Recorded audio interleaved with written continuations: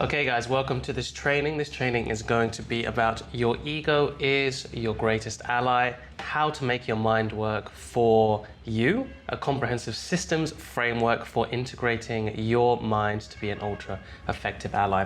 Now I have my outline right here, which you're also going to be able to see. And we're going to start out explaining what exactly an integrated mind looks like. Okay, we're going to get to the benefits, we're going to explore how you can get there, we're going to look at why you would even want to get there, and the way that we're going to do that is by looking at how an integrated mind looks. Okay, so the things that you want to do are easy for you to do, i.e. the friction point or the friction itself is not holding you back from doing anything you want to do. So if you have social anxiety, but the social anxiety isn't holding you back, we're not measuring how much friction, aka the anxiety that you have, we're not measuring that. That is not the thing which is important here, although that's something that we want to go in and we want to later solve, because most of the time it's coming from insecurity, it's coming from shadow.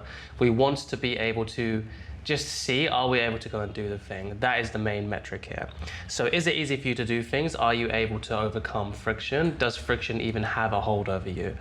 The next one is very little procrastination. If you have a very little level of procrastination, if you don't say you're going to do things and then put them off, it means that most likely your mind, your inner world is very well integrated, because disintegration, the symptom of disintegration, or one of the many symptoms of disintegration, is procrastination. And the reason why is because we have different aims, we have different goals, different parts of us have different motivations, they have different insecurities, they have different shadows. So when there's differences, there's confusion.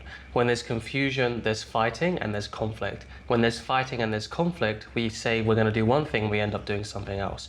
Or we say we're going to do one thing and then we end up doing something totally different. So that is why procrastination, if you do not suffer from procrastination, it's one of the signs that most likely your mind is quite integrated. These are also very good points, guys, for you to look at in terms of, am I making progress in my self-actualization journey? Next one is a very high level of focus. This came to me specifically when I started to really get into the thousands of hours of meditation.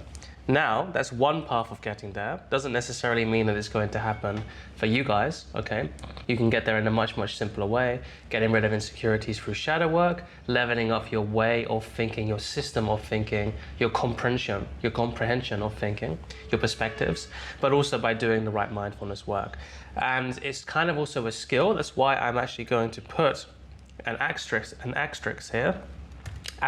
here, excuse my language, because it's also a horizontal skill, how well you're able to focus, how well you're able to just do work. It's also an exposure thing, okay? And next one is, do you have a high level of drive on relevant things, okay? So not do I have high levels of drive when I'm trying to get good at a video game. If your career is making video games and then making YouTube and posting better YouTube content than me, then that's something that's different. But if you want to do something else, if you want to start a martial art, if you want to start at the gym, if you want to start taking health more seriously, all of these tangible, practical goals, which is very easy to measure. If you want to do these things, but you do not have a high level of drive for this is the sign of a disintegrated mind. This is the sign that you're fighting against yourself. Next one, clear direction of where you want to go in life.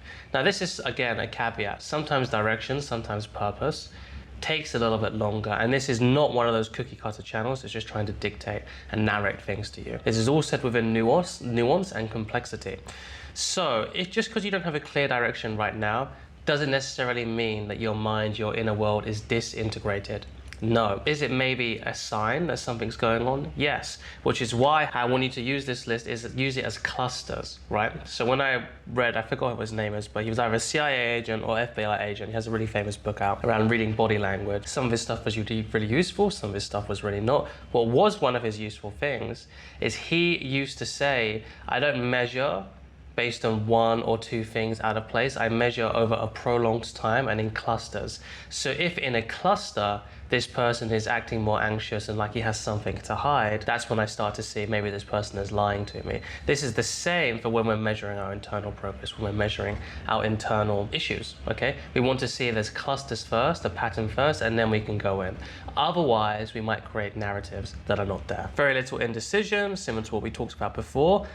Big one, unconditional love for yourself, okay? Now, again, a caveat here, this could also be the stage of development that you're at. If you're in a very high achiever development or expert development level, what that means is you might say, oh yeah, but I need to hate myself in order to motivate myself to do something hard. Or I need to not be able to give myself unconditional love, because then how can I have motivation to do anything? If you're at the perspective where unconditional love starts to become more of a higher power, you start to realize that having unconditional love, positive reinforcement, is an infinite number of times stronger than negative reinforcement. And we don't have to manufacture negative reinforcement. We're going to get negative reinforcement in the world. We're going to get rejected. We're going to get said no to. We're going to get told that you can't do something. We don't have to then manufacture that ourselves. We don't have to add anything to that. The negative reinforcement is going to happen. There's no, the rejection is just going to happen. We don't then have to take our relationship with ourselves, our most personal relationship. We don't have to make that something where it's hateful, something where it is anxiety inducing. And unconditional love for yourself, like I said, can be a perspective. But if you do have unconditional love for yourself, that is a clear sign that your mind is whole, integrated, and has very little friction. And it makes you much easier to do the rest of the things on this list. Then we have value all parts of yourself. Again, very similar to unconditional love.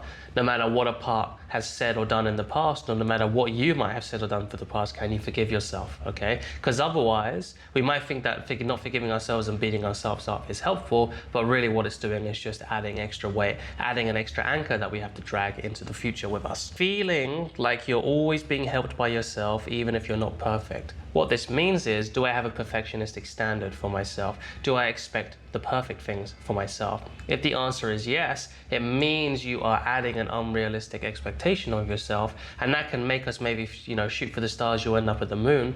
Problem is, it doesn't really work out like that. It's just adding an extra weight. It's making us demotivated. It's making us see losing over a long period of time rather than winning over a long period of time, which just hurts our progress. Not quick to anger at all, with the exception. So Gabor Mate is a trauma expert, one of the world's leading trauma experts, and he says there's a thing called healthy anger, which is, you're in my space, get out of my space. This is boundary setting anger. So we're not talking about that anger. We're talking about anger when it comes to getting triggered, when it comes to getting triggered by shadow, or getting put into a debate which you don't want to get put into, and then getting really triggered by somebody's political views, okay? This is the sign of a disintegrated mind. Why? Because it means that we don't have full control, intimacy, and fluidity with ourselves. It's okay to get triggered every now and again, but if we are routinely getting angry at things that are outside of our control, that means that we have to have a look at ourselves and the relationship with ourselves. Then the next one, clarity on what you want to do. Do you have a good gut instinct in instant situations? This is more to do with your familiarity, okay, rather than being integrated, because you can be very well integrated, but that gut feeling, that intuition, is a skill which you can develop, and I do develop with my clients, okay? So that's some nuance that needs to be added there. Here's the one which is probably going to be the most challenging for a lot of people to hear. Is your external life where you want it to be? Do you have the friendships that you want? Do you have the relationships that you want? Is your family, the relationship with your family, okay? Do you have the job that you want? Are you able to say no to things? Are you able to say yes to things? Have you built the life that you want to live, or are you constantly thinking, I wish I had it this way, I wish I had it this way? Internal work has to happen first a lot of the time, but it has to happen alongside of the external, okay? If your mentor or your coach or your course or whatever, or your own process disassociates one of them, internal or external, usually it's easier in these kind of circles. Most people disassociate the external because they don't want to put a hard graph in, or not that they don't want to, but because they've been so burnt from that achieving stage, from getting the nice car, from getting a good relationship, whatever it is, they don't want to go back to that. Your external life has to mirror what's happening internally. That can take a bit of time. We can be patient, but we should be seeing step-by-step results every single day.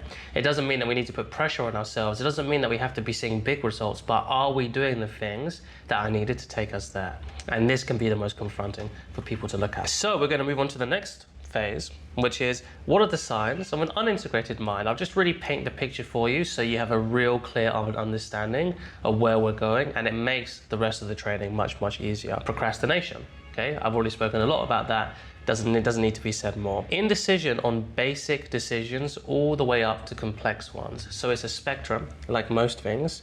But if you're having really big trouble just making basic decisions, this is a sign that there's something going on under the surface. Usually there's some kind of a conflict, there's internal complexity, internal vagueness, and not in a good way.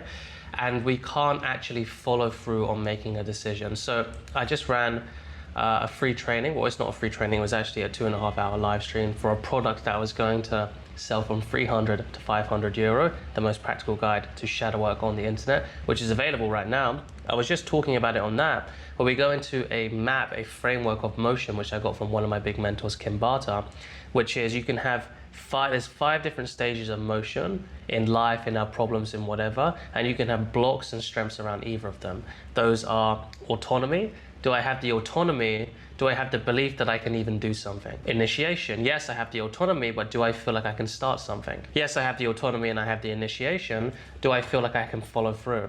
When things get a little bit tough, when things stop being smooth sailing, am I able to keep on going? Yes, I can do all 3 of those, but the 4th one, completion, when it gets to the last 5%, last 10%, I'm looking at all of you shadow work processes and endless processes and endless therapy guys here. Am I able to complete it, or do I feel like completion is an extra step which is mystical or magical and just so much different from everyone else, and I make it into a big deal and I can never complete anything, which is why I have the same issues as I did 5 years ago. Yes, I can do all of those things, but instead of taking a moment to celebrate it, what do? I just go on to the next thing. And celebration is a way to celebrate, to be winning, to be in that good state. It's a way to really complete the completion arc. It's also a way to process how we take the lessons that we went from this hero's journey back into ourselves. So if in this model we have any decisions that fall into wherever they fall into this stage of the motion, you need to look at this. Do I have an issue around completion? Do I have an issue around follow through? That will give you a really clear sign about where the cluster, remember we talked about cluster, where the cluster of things lie. There's a mismatch between my motivation and drive and my action taking. Very, very clear one there. But basically, if you can really start things, it links to the map of motion, which I just talked about. There's also in my free product, which is available right now, which I have a link below. But if there's a disconnect between starting something and finishing something, sign of a disintegrated mind. But I feel like I'm being held down by an anchor. Clear sign, there's indecision, there's decision fatigue, there's a part that's fighting against you, there's a part which isn't fully integrated into the whole. Fighting against yourself, talking down to yourself, this is another big one. This is something that if you're a Westerner like me, will seem a little bit strange because we're almost kind of taught to do this in order to use it as motivation. But if you're talking down to yourself, if there's a friend that you really like, or you have a little brother, or you have a little sister, or an older brother and sister for that matter, and someone was talking to them the same way that you talk to yourself, would you be okay with that? No. So why is it okay for someone to treat you like that, even if that person is yourself? Feeling like you or part of you is a loser. This is something that is more shadow work related, which is obviously what a lot of this practice is about, and about this training and this channel in general. But there is no such thing as a loser. A loser is a label which we place onto ourselves and which we make up on ourselves. It's context specific. Now, it doesn't mean that you might have some traits which are undesirable. That's okay. But to truly think that you're a loser and that you're just born that way and that's how it is an illusion and needs to be broken and integrated. Quick to be angry at others and yourself. This is usually used as a smoke shield to avoid feeling small and insecure. Again, this is another thing which is very, very confronting for people to look at. Low self-esteem or self-esteem that isn't fully aligned and congruent to who and where you are in life. So this is for somebody who is very successful, maybe has achieved all of the goals that they thought that would make them happy 5 years ago. They look around and they still feel like the same little boy or the same little girl. This is one of the most characteristic things of a disintegrated mind, and it's something that unless you actually do targeted specific shadow work around and self-actualization work, it's not something that you can just brush under the rug. No amount of making more money or achieving a certain thing is going to make you feel better because the answer is not external. The third section of this video is going to be dismembering this idea that our ego, that our sense of self is the enemy. Okay, this has come from Stoicism or interpretations of Stoicism, and also a lot of self-help. It's kind of coming out of that phase, thank God, but it's in a lot of self-help, it's in a lot of self-actualization. Our ego is not the enemy. Our ego is a part of who we are. It's a valued part of who we are. It's where we contain all of our goals, our motivations, our drives. People will have different definitions of the ego. I view it as part of the conscious mind, of the conscious self, of Aaron. This is Aaron. It can also be, and it's influenced by the unconscious mind, but the unconscious mind is not necessarily the ego.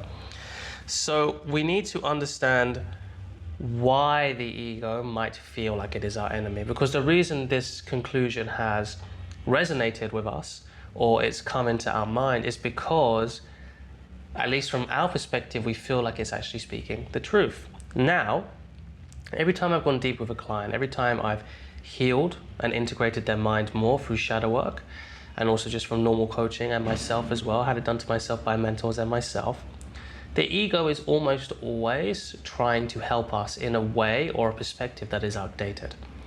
Or it might actually be angry at us and actually be fighting against us, but because it came from us, we are the ego's parent, essentially. And no child wants to be fighting against their parent. They want reconciliation, but it's going to take some time because we've been treating it like dirt for such a long time. So we have to be the ones that reach out and reconcile in a way which is true. See, a lot of people, they go wrong because people might be listening to this and be like, oh, but I tried inner child healing and all that kind of stuff. I empathize a lot. The problem is, if we look back on it, we're not doing the healing for the part's benefit or the child's benefit. We're doing it for our own benefit. We cannot do it in that way. We have to do it for the other person's benefit, which requires us being the bigger man, being the bigger woman, being the parent. We have to be the ones that own our own shit, because at the end of the day, this part is just a projection of us.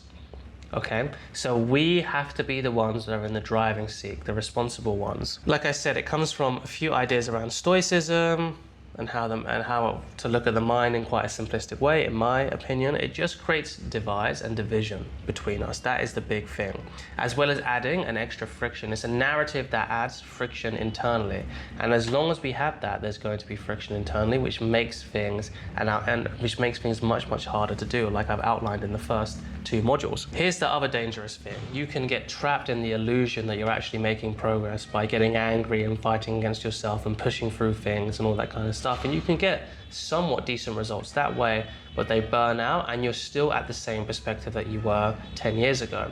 And this is what creates so much suffering in the clients that I've talked to. They've seen that they've gotten everything they wanted in life, but they still feel like that person 10 years ago who got bullied or couldn't stand up for themselves, or didn't feel like anyone, didn't feel like they were enough, didn't feel like they were loved. And now it's so much more painful because they've got all of those things. They've got the money, they've got the girlfriend or the boyfriend, they've got the nice house and the nice car, and all of that they still feel inadequate.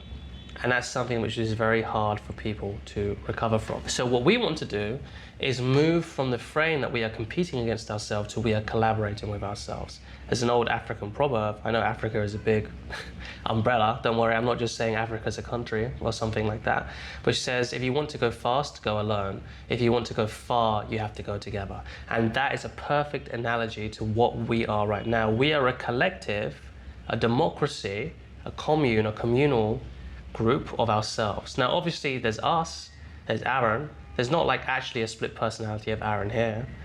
You know, even if you have borderline, that's not the case. But the way we have different responsibilities and different psyches, we have different perspectives in ourselves. We might have a really resourceful state in our job, but then when it comes to relationships, we still feel like a 15-year-old boy who can't say no to their mum. This is what we mean by parts. There being a commune, there being a democracy. We have to work together. We have to let those resources flow laterally. So they're not just stuck in their own lane, but we can use all the resources that maybe we've gotten from our job or from the sport into our social relationships, into our socializing if we have social anxiety, into making a side hustle, finally starting that side hustle that we want to, whatever it is, we have to let the resources flow. So that is the main mindset shift that I want to present to you guys here, which is we're moving from competition to collaboration. So this is the big picture meta overview switch, which is absolutely essential for understanding what I'm going to talk about next, which is the 4th point, which is, so how do we actually integrate our ego? Well, what we're talking about here is a specific shadow work process called integrating a split ego state, okay?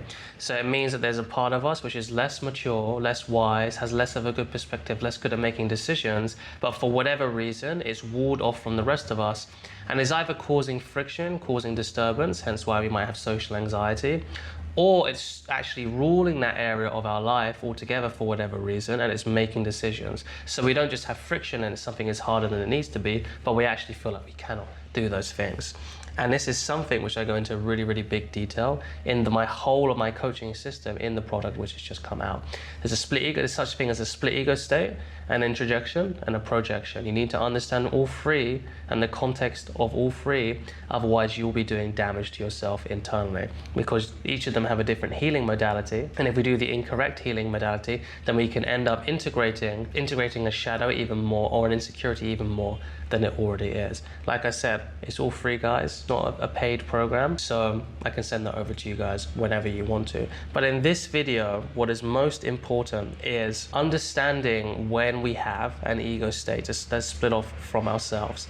So how we understand this is, it's not necessarily an insecurity. It's not like I'm not good enough. It's more like there is a part within us which is shy, or isn't integrated with the rest of us. Like normally I would be able to do this thing, but for whatever reason in this specific area of my life, I feel like I can't, okay? That's the kind of energy of a split ego state. So an example would be, yeah, I'm actually a really resourceful person. I can talk to people in this environment and I can go after the things that I want, but for whatever reason, when it comes to making friends, I just get in my head. So when there's an anomaly, when there's an exception to the rule, that's when we look at it like it's a split ego state. Now, if things get more complex, like a split ego state can be holding on to an insecurity, or it can be holding on to an introjection.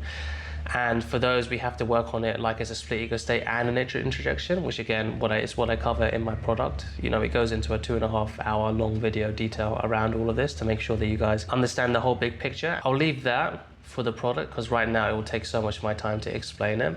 For those kind of situations, you want to work on the insecurity first. Once that insecurity is let go of, then you can integrate the whole back into itself. But these are the 4 stages that you have to be working with an internal part within yourself if your mind is disintegrated, which is, first stage, we are just trying to understand the how and the what of this part inside of us.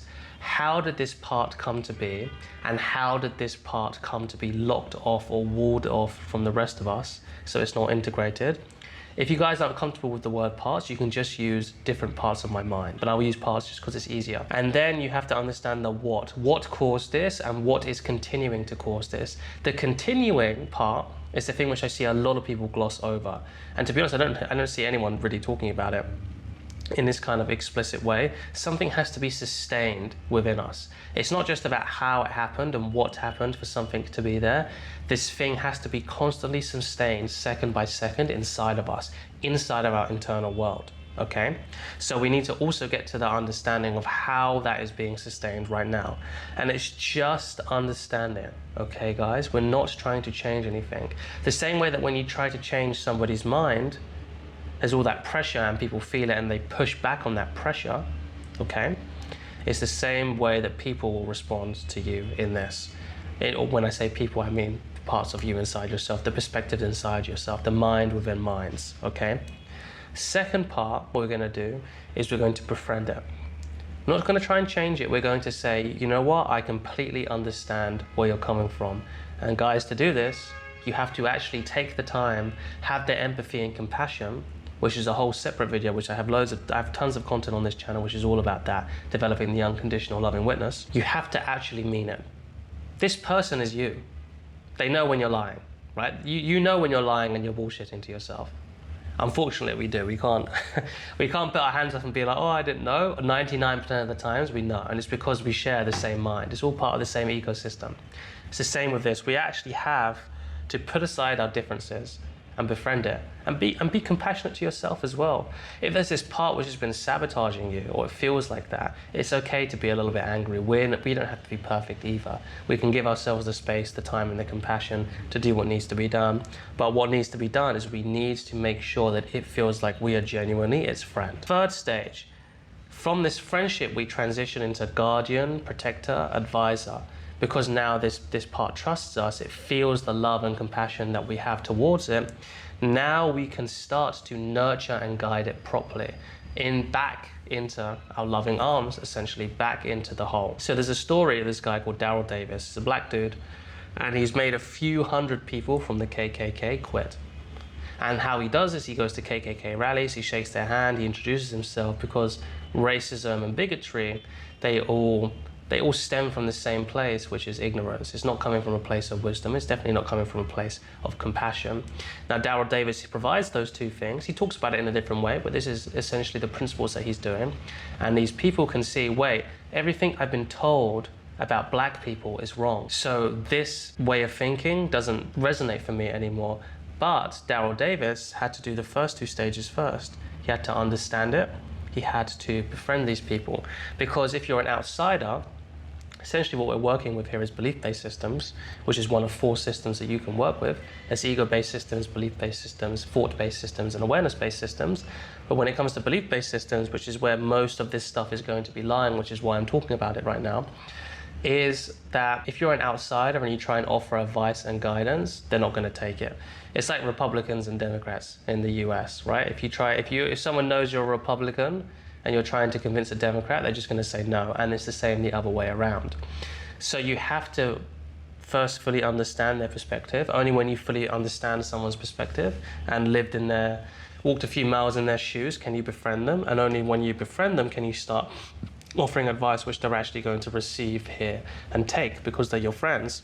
And then from 4 is execute, which is once they've fallen into the value hierarchy that you are genuinely their friend, you're there to help them, and you have more wisdom, which are all true, then you can start to integrate.